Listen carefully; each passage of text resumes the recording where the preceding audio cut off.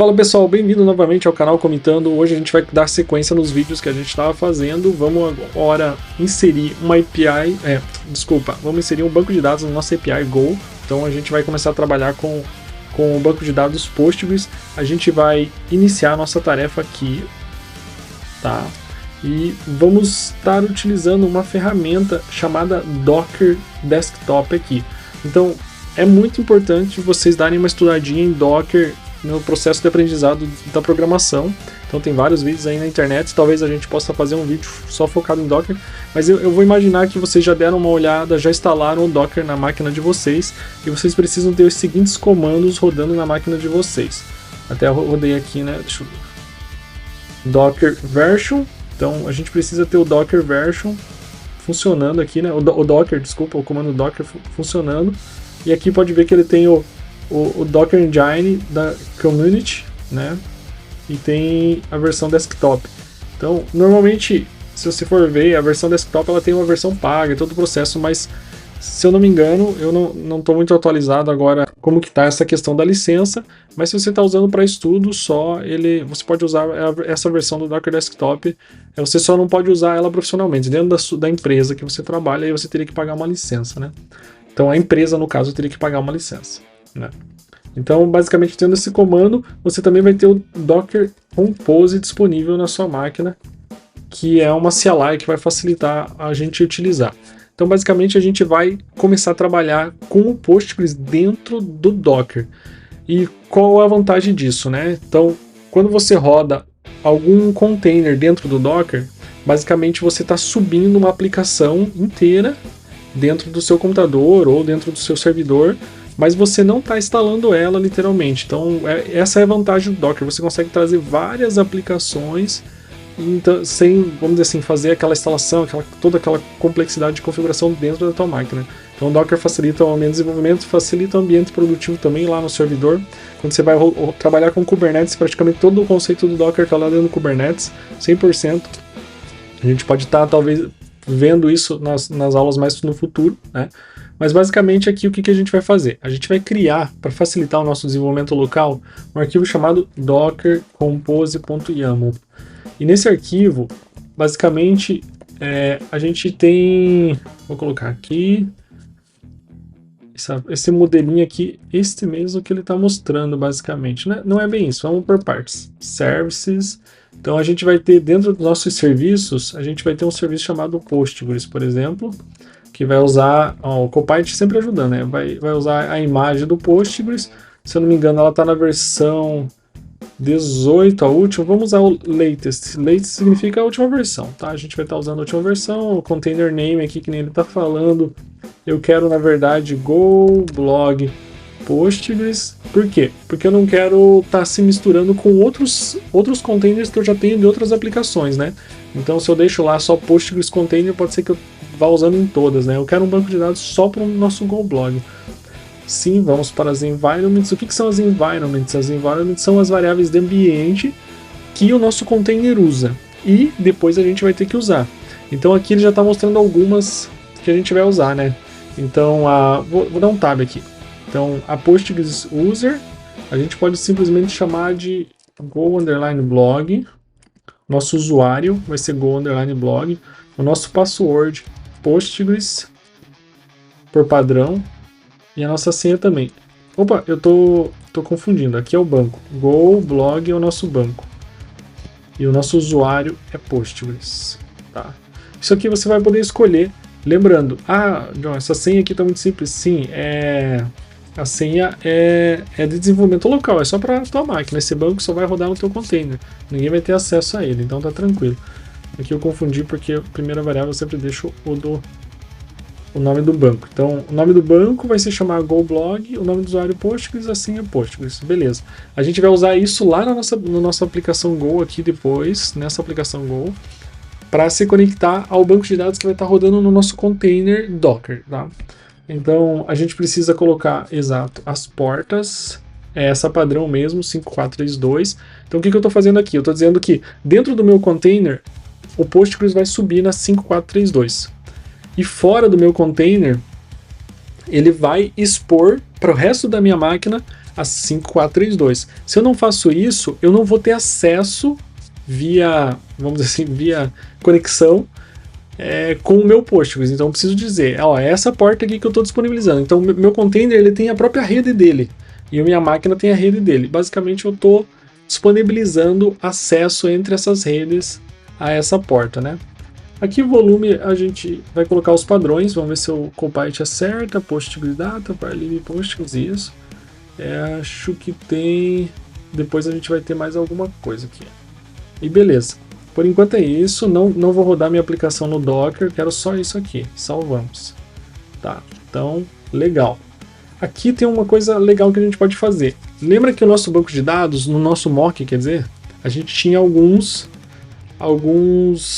posts mocados, né, criados.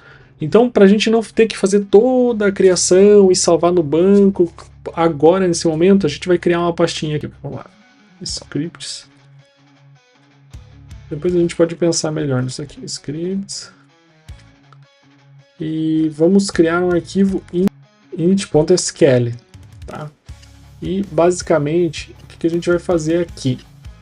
A gente vai criar a tabela que vai iniciar o nosso banco de dados. Eu já vou explicar. Então, aqui no Docker Container, a gente inicializa o nosso banco de dados com essas configurações. Porém, ele vai inicializar vazio, sem uma tabela, sem dados dentro dessa tabela. E aí vai ficar um pouquinho difícil da gente testar. Então, a gente já vai começar fazendo isso aqui, ó. A gente vai criar com SQL direto, o SQL Table. Eu não lembro bem a sintaxe. Nossa, boa. Então, meio que ele está ajudando aqui, né? Então, not exist. O que é isso aqui? Então, um create table, se não existir ainda, né? If not exist. O nome vai ser posts, não é usuários. Aí eu abro colchete. Beleza. Aí vai ter um ID, legal. Serial. Primary key. Legal. Title, content. Acho que tá faltando alguma coisa aqui. Acho que tá faltando autor, né? Que a gente tinha colocado. Autor. É um text. Ótimo. Beleza. Por enquanto acho que era isso. Vamos só conferir aqui se era só isso. Eu vou puxar o nosso repository. Então, ID, title, content, autor, create at, update at. Legal. Show de bola. E agora a gente vai fazer o quê? A gente vai dar um insert nas informações do nosso mock lá, né? Tipo, vamos criar posts do nosso banco de dados para facilitar. Então, posts, aqui não é bem isso que eu queria, vou voltar aqui, ó. Então, title, contact, autor.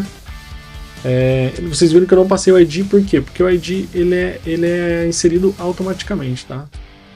Então, create at, acho que também é bom, create at, vírgula, faltou uma vírgula aqui, né? Update at. Então, basicamente, a gente vai inserir esses dados. Eu vou pedir aqui para a IA gerar. O Copilot ele não vai conseguir, acho que, gerar bons posts. Eu queria que fosse em português. Deixa eu ver se eu consigo rodar aqui na outra IA. 2 minutos. Pronto, voltei. Eu gerei aqui na IA. Deu um pouquinho de trabalho, por isso que eu cortei o vídeo. Para ele acertar o que eu queria. Então, gerei 3 posts, tá? Aqui eu só vou colocar o seguinte. On, conflict. Isso. Acho que é isso aqui do nothing. Legal. Então, para ele não ter esse conflito aí. Basicamente é essa a sintaxe. Então, deixa eu fechar aqui, fica um pouquinho mais fácil de ler. Então, a gente criou a tabela com esses campos e depois inseriu 3 posts aqui. Arquitetura hexagonal. Então, vocês podem ver que aqui a separação está por título. Dá uma olhadinha como que funciona a SQL no banco de dados também. Eu não vou me aprofundar muito nessa parte, porque a ideia é aprofundar um pouquinho mais ali no Go. Mas basicamente, a gente criou a tabela e inseriu 3 posts aqui na inicialização, né? Ah, mas ainda não está inicializando. Como assim? Como assim na inicialização?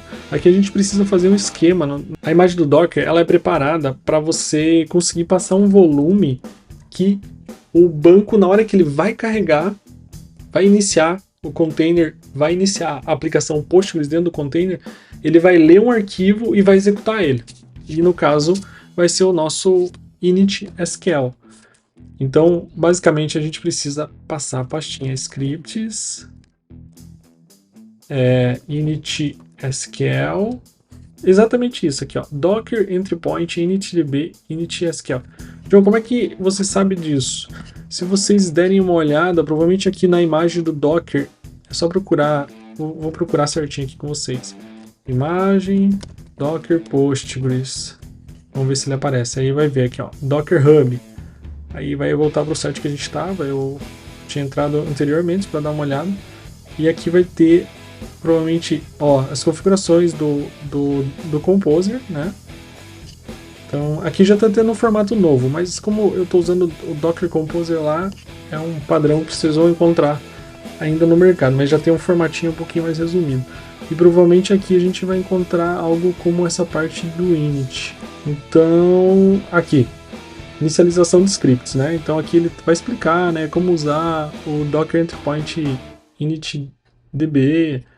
Então tem algo, até aqui na verdade ele está usando um shell script, né? Então, para inicializar, a gente pegou um jeito um pouquinho mais fácil ali, que é um .sql, tá? Beleza. Mas tem na documentação ali oficial e dá pra gente achar vários tutoriais aqui, né?